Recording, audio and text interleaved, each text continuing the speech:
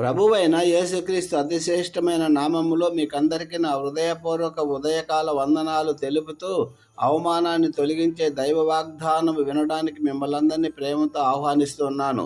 ఈరోజు దేవుడు మనకి ఇస్తున్న సజీవమైన వాగ్దానం కీర్తనల గ్రంథము 34:5.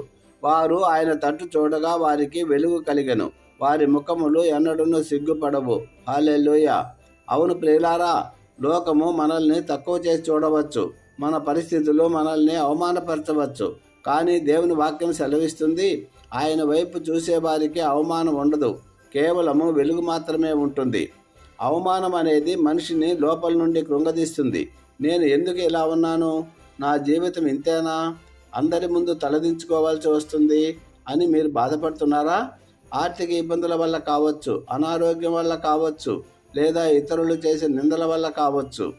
మీరు అవమాన భారంతో ఉన్నట్లయితే ఈరోజే ఆ భారం నుండి మీకు విడుదల కలగబోతుంది. హల్లెలూయా. లోకం మిమ్మల్ని చూసి నవ్వవచ్చు, కానీ దేవుడు మిమ్మల్ని చూసి భయపడకు, నేను నిన్ను హెచ్చిస్తాను అని చెప్తున్నారు. అన్న సంతానము లేదని తన సవతి చేత ఎంతో అవమానపడింది, మందిరములో కన్నీరు కార్చింది. కానీ ఆమె దేవుని తట్టు చూసినప్పుడు దేవుడు ఆమె గర్భాన్ని తెరిచి ఆమెను ప్రవక్తకు తల్లిగా చేసి ఆమె అవమానాన్ని నాట్యంగా మార్చాడు. యోసేపు తన సొంత అన్నల చేత అమ్ముడుపోయి చెరసాలలో నిందలు పడి అవమానానికి గురయ్యాడు.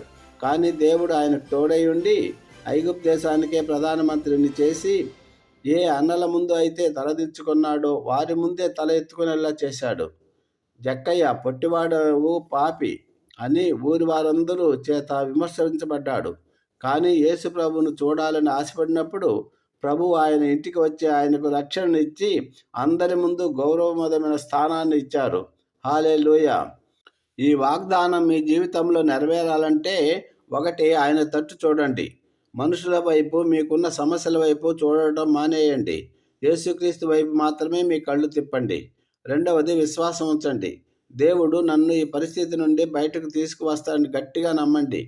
ఆయన నా పక్షాన ఉన్నాడు అనే ధైర్యం కలిగి ఉండండి. 3, ప్రార్థనలో అడుగుట.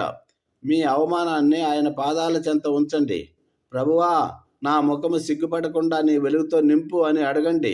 మీరు ఆయన తట్టు చూసినప్పుడు ఆయన మహిమ మీ ముఖంపై ప్రకాశిస్తుంది. ముగింపు ప్రార్థన.